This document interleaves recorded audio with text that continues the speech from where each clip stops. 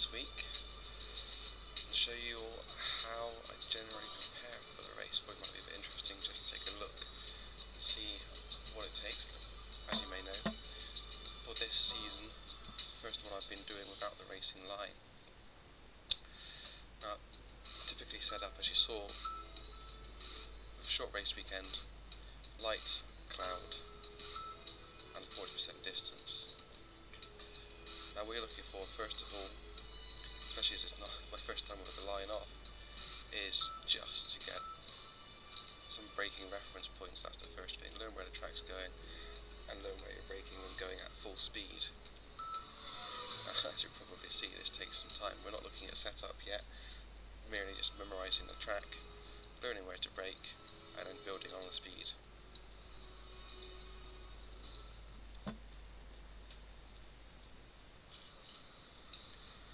Okay, so we just take the default setup, pretty much. Just use the usual tweak of lower the car, maybe a bit of extra wing on the front, we'll see. Can't remember what I did. Now, Hungary's quite bumpy, so we stick with guys, let's get these changes made ASAP. 2 on a downforce rather than the usual 1.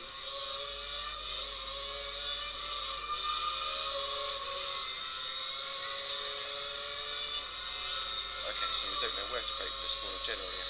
150 to 100 seems to be the usual place, so we'll try that.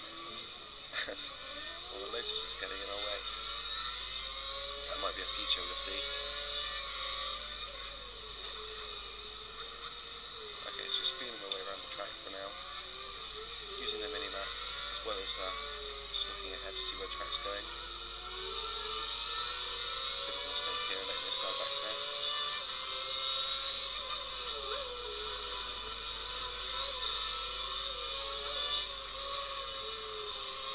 Hungaroring's a pretty short track, so it doesn't take too long to learn, but it's quite tricky, so it does take a while to get it right. You've also noticed on quite a lot of these corners, There's been a crash in Sector 3, yellow flag conditions, there's no actually overtaken. no official braking markers.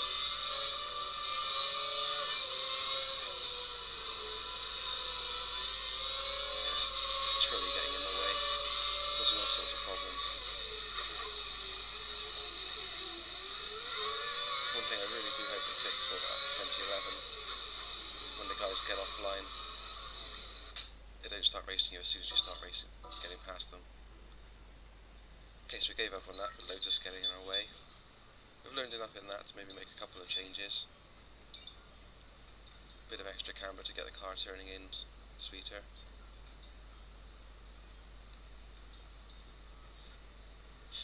Bit of tow, get it a bit more responsive as well. It does make it a bit less stable.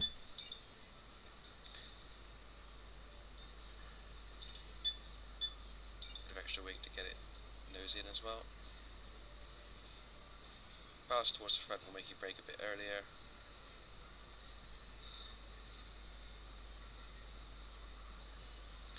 Obviously here I can't decide what to do with the roll bars, so I have to leave that for now. Decreasing the rear springs like that will give you better traction out of the corners. It does make the car understeer a bit more. Okay, so again, no alignment this time in our way. So using 150 meters again to start as a braking reference. Down to second. Still at this point can't really remember which way the corner goes next. I think at this time I'm using the second DHL board on the right to brake from. Just feeling my way around the track here. Not yet taking that corner full. This one's blind, quite tricky.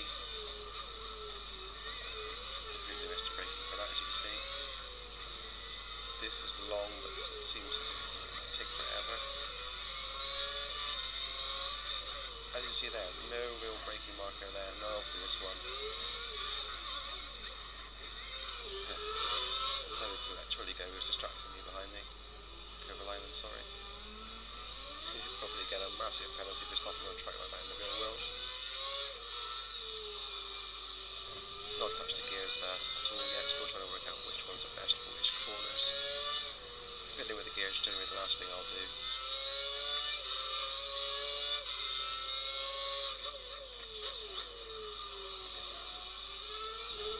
Not yet pushing at all, just feeling my way around. A bit too slow there.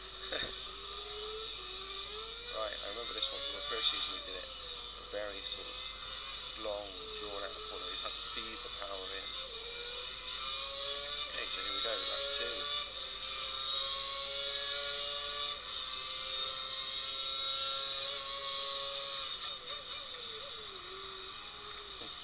Got that braking marker sorted. 150 metres is about the right place, just didn't get the braking right. Yeah, just before the 50 metre board there. Seems to be about right. Use that from now on. Not quite confident enough to go through that last one full power.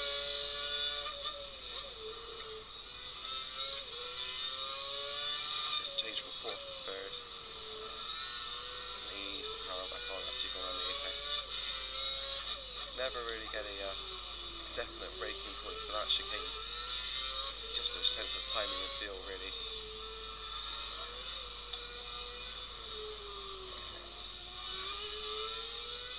Okay, I think I'll probably skip to a few laps further on where I've got an actual memory of the track and some braking points laid down. Okay, so back out on track. We've been in the garage, made a few changes, softened the rear springs, added some front downforce and some camber to the front. By now I should generally be getting a feel for the track, know my braking points. It's just a matter of finding out how hard you can push the corners. So now I'm confident enough to take that one flat out. Almost got a braking point for that one. It's the yellow flag marker on the right, digital one, just before there. Nothing worked out here, still just timing, so you see this one vary quite a bit. I'm trying to decide whether I should do that one in 2nd or 3rd. Just coast this one around in 4th, same for the next one, easing off halfway through. Not quite enough that time, and this one flat. And down a gear here, and coast it round. Brake at 100 metres for this one, down to 2nd at the moment. Later, that one I'll take in 3rd.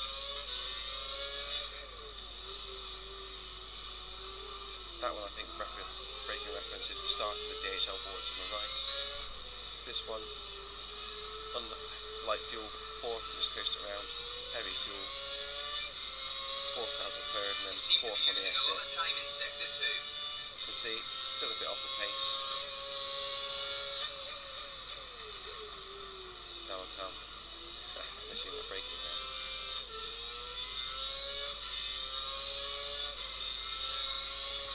Right, so just before we're 50 metres there. As usual, running with 10 laps of fuel.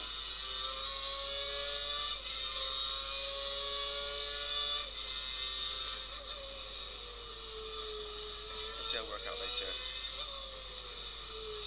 where I need to brake for that one.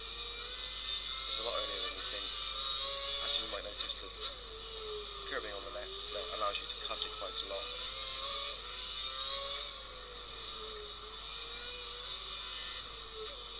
Wide again here.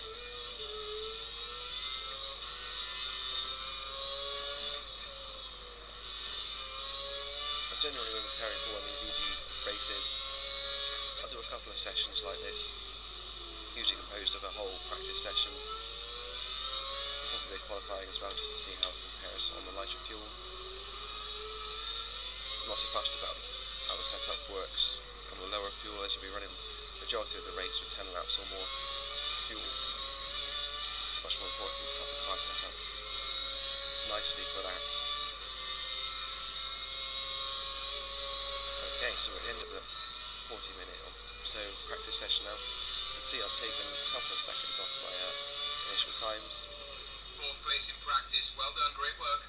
4th, not too bad running the primes and the fairly heavy fuel load. Now we go into qualifying, see just how on the pace or not we are.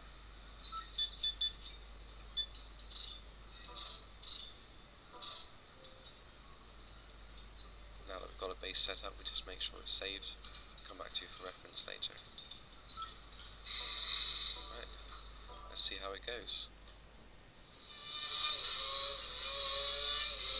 By now I've got everything sorted.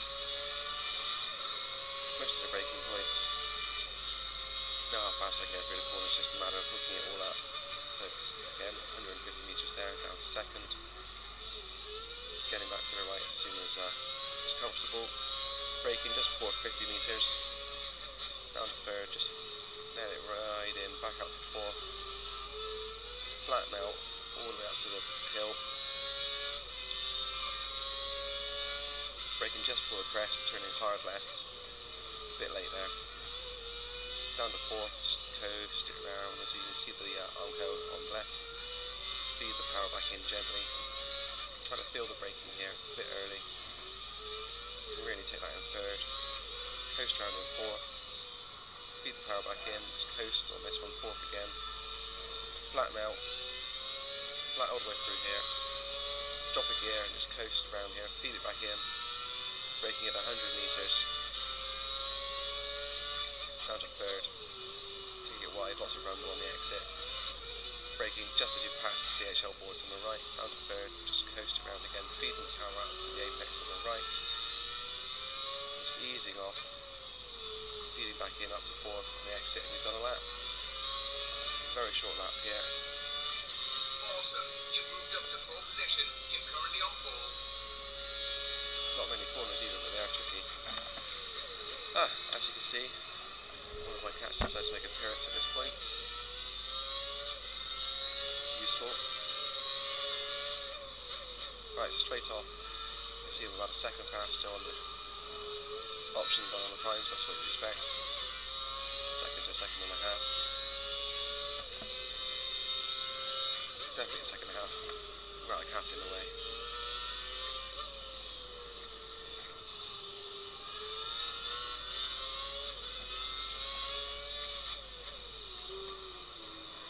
I think that was fair at that time. A bit too deep, messes up the entry to the next corner.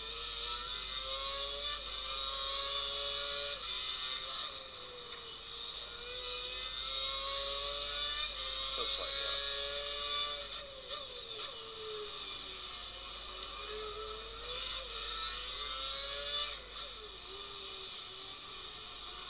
Not enough speed. A bit clumsy.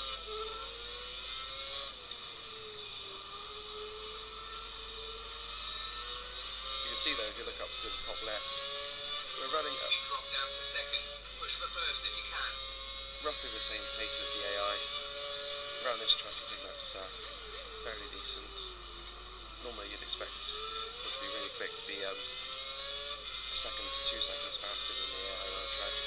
Places like Catalonia exception.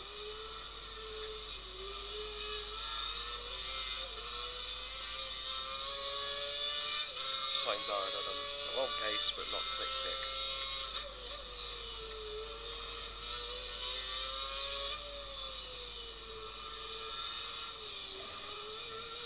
You're almost out of fuel. Almost out of fuel. You need to pit within the next 2 You have to laps. be very exit on the court.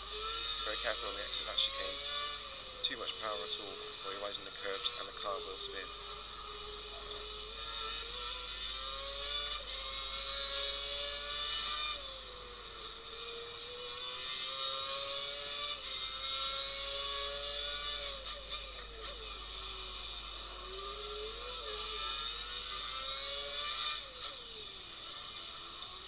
Nearly made the same mistake again.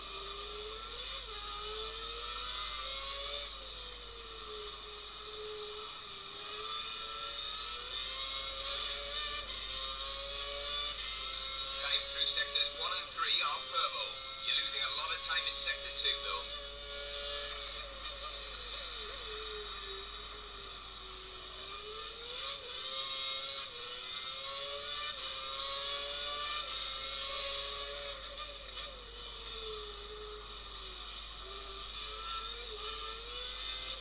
As you can see, a lot more comfortable now than when we started the session of the practice. Still a lot of time to be made up, hanging in the bottom in the middle of the corners, getting the car placed quite correctly, but you can see we've got a lot better than the start.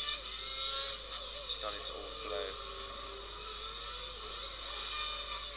Commentator's curves. What did I tell you about those curves? We're being moved down to third. As you can see here, against the AI, good first sector. Can't see the third sector, of course, but we're quite well down in the second sector. Not entirely sure where I'm losing that. So we reduce a bit of rear wing, Okay, straight line guys, let's speed. get the wings adjusted. Increasing the front wing for turning to the corner. Doesn't have quite as much effect on your top speed as the rear wing does.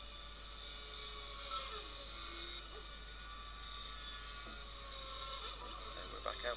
See how we go. Never a great thing if you can see that. We've been shunted down to third place.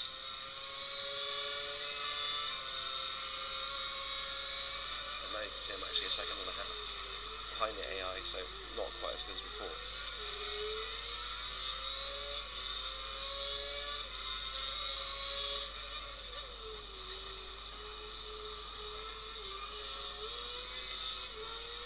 Still at this stage, although we're trying to do fast laps now, we're more concerned about how the car feels.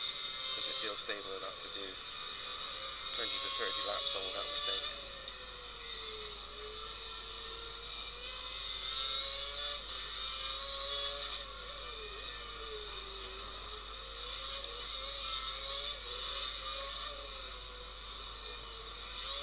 Kind of double stab at that corner.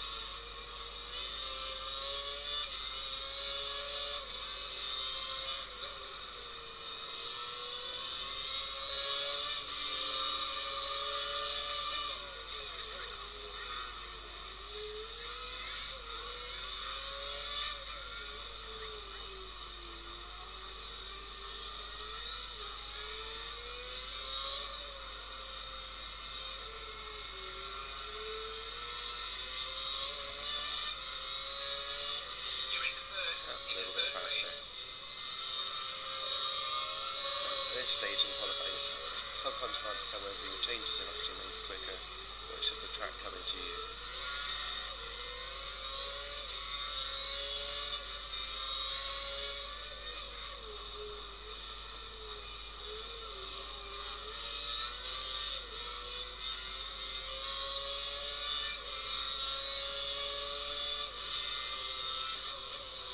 So you've got that one sorted now.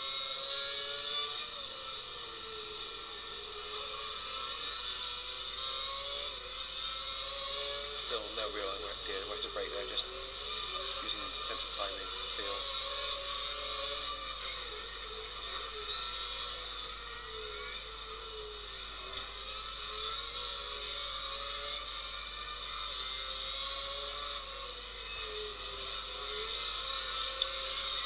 Totally messed up.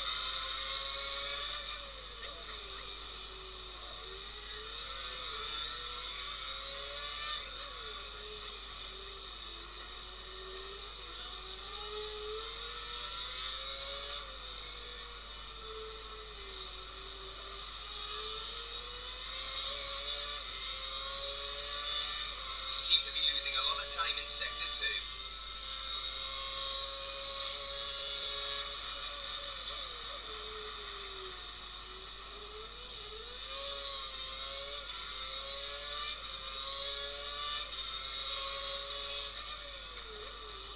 Touch too deep there.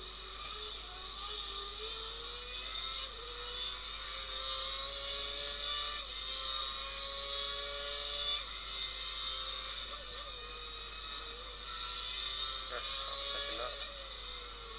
Maybe our changes did make a difference.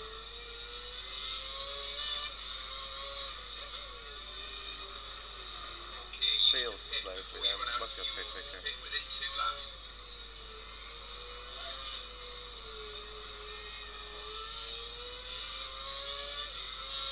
So again, a lot of this lap seems to be about dropping a cog and then feeding the power back in as you go around the corner, just letting the car coast. A place where it doesn't really feel like you can fight the car for time. just got to try and guide the car around gently.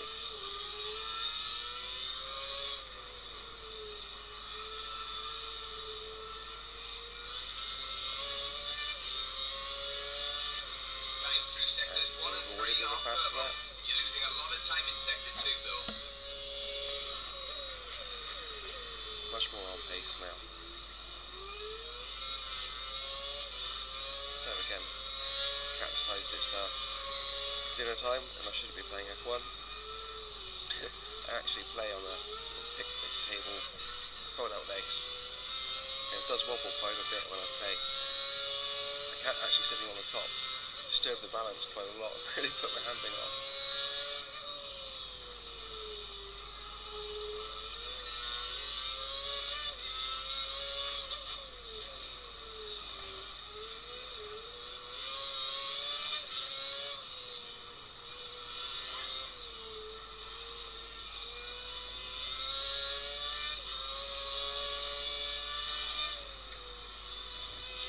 So I'm doing my best to ignore the cat, and I suggest you do too. Despite everything, we're still over a quarter of a second up, coming into the final sector. Touch wide in corner 3. Lost a few tenths there, I expect we may just cross the line a little bit up. Using all of the track and everything else.